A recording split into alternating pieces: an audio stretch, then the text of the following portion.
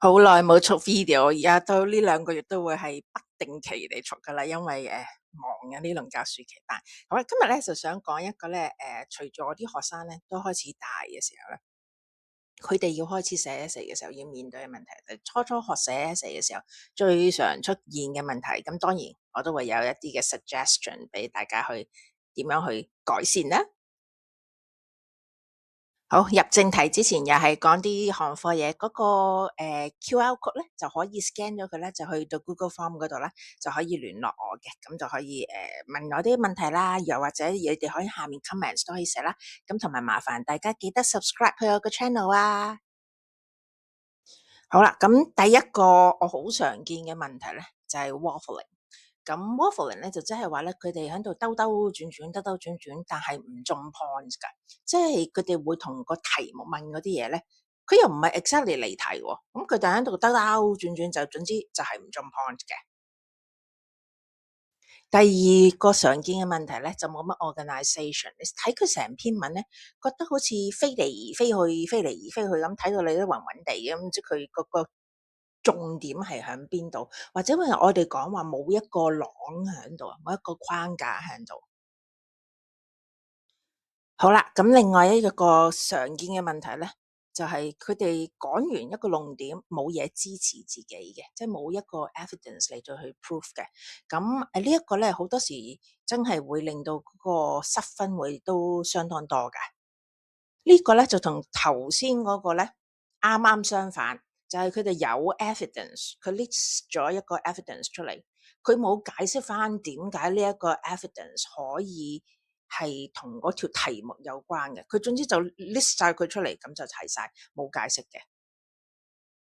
好啦，點解會出現以上嘅問題咧？其實因為我都唔係佢哋，我都好難得到大家。咁我估計啦吓，即係我自己作為一個老師去估計咧，就係有一個可能性啦，就係佢哋第一可能即係唔係第一次嘅，可能初頭幾年啦，即係1-2年啦，即係你要去答 essay 嘅時候咧，佢哋未曾了解究竟要係點樣去答一條長題目，因為你要有 length 啦，即係你篇文要有翻咁上下長度。咁佢哋個 concept 就係我哋要豐富佢。咁佢豐富佢嘅過程入面咧，佢就將佢睇成好似細個嘅時候寫作文咁。寫作文嘅時候，你要豐富佢係加 details，加啲細節嘢啊，然之後加啲 depth 啊，諸如此類，加啲情感啊，諸如此類。咁嗰啲咧，其實唔係錯嘅，都係一樣係 details 同 depth，但係佢哋嘅 details 同埋個 depth 咧，嗰個定義上咧，喺答 essay 嘅時候咧，係有唔同嘅，咁所以就會變成佢哋會好容易會變成 waffling 啦。咁亦都如果佢哋冇 organisation，就因為佢哋都已經好辛苦啦，已經諗唔到寫咩，諗到嘅時候就掉落去先，冇嚟先。咁於是乎就算成變成冇晒 organisation 啦。又或者佢哋冇 evidence，就係因為佢哋可能不嬲都覺得係我講完你就要應該明嘅，佢 assume 對方會明，咁就會出現第一樣嘢啦。一係就講完之後咧就冇 evidence support 啦。又或者係講完咗個 evidence 就唔記得 elaborate，唔記得講翻點解同嗰條題目有關，因為佢哋好多時會有個 assumption 就叫我個腦入面諗住嗰啲嘢，對方就已經會明咗嘅。咁其實呢一個唔係你寫 essay 要有嘅一個嘅 assumption 嚟嘅。好，咁講完咗個問題啦，同埋可能嘅成因之後咧，就當然係要講下避雷嘅方法啦。咁但係我都要戴定個頭盔先。避雷方法有千千萬萬種，同埋每一個人嘅思考過程同埋寫作過程都會有分別嘅。咁唔係一定只有一個避雷方法。咁我以下呢一個咧，就只係我自己覺得一個響初初小朋友寫文嘅寫 essay 嘅時候咧，可以用嘅一種方法。咁當然可以有其他方法啦。好啦，咁我哋寫 essay 嘅時候咧，我哋可以用一啲嘅程序咧嚟或者步驟咧嚟到去避雷嘅。咁首先第一樣嘢我一定要強調嘅，就係要睇題。係啦，我發現好多學生唔係好睇題嘅，佢一定要自己睇題。所以我成日都話細個嘅時候咧，啲老師同佢讀題解題真係唔係一個好嘅一個方法嚟。呢個慢慢就會養成個習慣唔睇題。第一樣嘢睇題，然之後要抽 keywords，然之後仲要記住啲 keywords 啦。好啦，咁試下用呢條題目做一個例子啦。How does the writer create an eerie atmosphere in this extract？咁個 keywords 咧一定係 eerie atmosphere 啦。好啦，咁跟住第二個步驟啦，就要喺個腦入面一路用嗰個 keywords 記住咗先，咁然之後就再去 scan 嗰個 test 嗰份 extract 啦，咁然之後就去揾一啲嘅 evidence 出嚟嘅。咁好啦，我假設我而家用呢一個咁短嘅一個兩幾句啦嚟到去做一個 example 啦。I stood there, frozen. The wind howled, making the door swing back and forth and wail like a banshee. 咁呢度咧，我會見到咧，有邊啲字眼會令到我覺得有一啲eerie 嘅感覺嘅 atmosphere。咁你見到我間咗 frozen 啦，間咗 howled 啦，間咗 wail like a banshee 啦。咁呢一幾個咧就係我要用嘅 evidence 啦。好啦，第三個 step 咧，就係要將呢一啲嘅 evidence 出翻一個 organisation， 出翻一個 structure 或者 framework 出嚟。咁我就會你見到我將佢分咗唔同顏色嚟到去 highlights 㗎。咁譬如話 howled well like a banshee 啊 ，howled 同埋well 咧，其實都係 personification 啦。咁嗰個亦都當然你亦都可以當佢將佢睇成做以聲詞啦。咁但係呢啲都係一種嘅figurative writing techniques 嚟嘅。咁而另外 like a banshee 佢係一個 simile 啦，咁當然亦都係一個 figurative writing technique 啦。咁我哋如果你想再細分咧，其實 like a banshee 仲可以再細分，但係呢個今日個 video 就唔 cover 住啦。咁 frozen 咧，佢作為一個 sentence fragment 咧，係另外一種嘅 technique 嚟嘅，我哋叫嗰啲做 stylistic technique 嚟嘅。咁你會見到我會分咗唔同顏色嚟到去 highlight 佢。咁其實當然啦，你去考試嘅時候唔會咁樣 highlight 啦。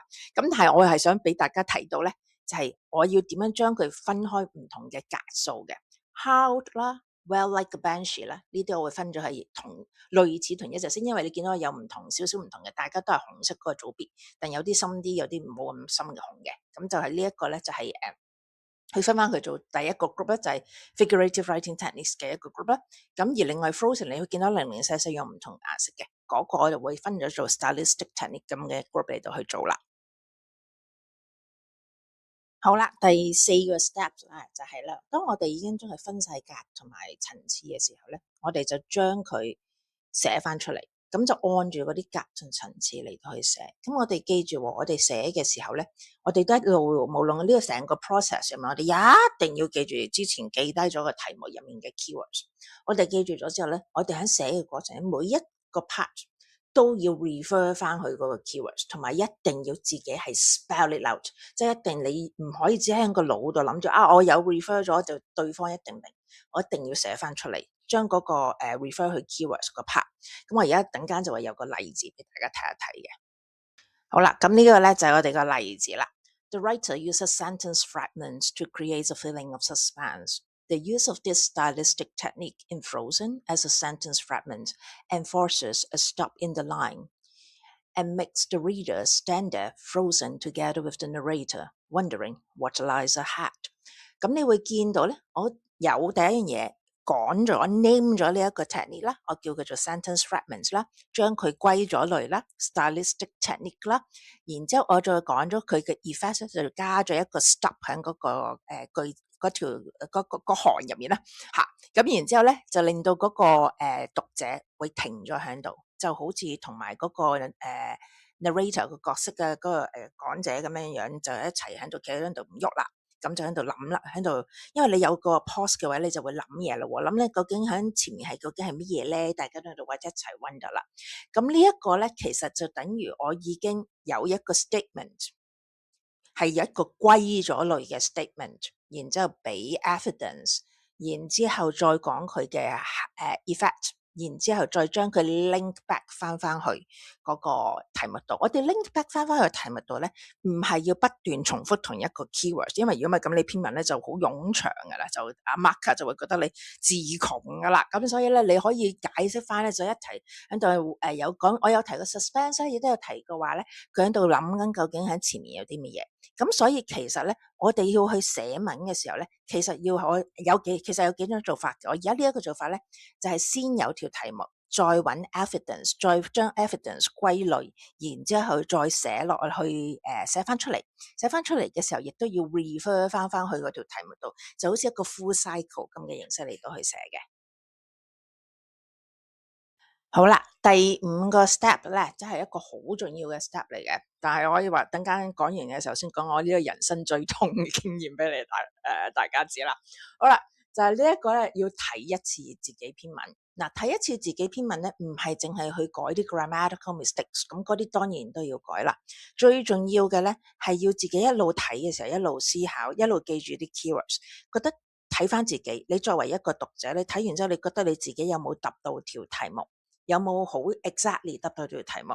有冇窿位？我講嘅窿位，即係譬如話喺 logic 上面啦，或者喺個 evidence 嗰方面咧，唔夠 supporting 嘅 evidence 啦，咁令到我個讀者睇嘅時候咧，會覺得有嘢唔明，又或者佢會覺得會唔會係另外一樣嘢啊？即係模棱兩可啲就唔可以有噶啦，即係你自己一定要閂晒啲後門，唔可以俾你篇文有窿。好啦。咁我講下我人生最痛嘅經歷。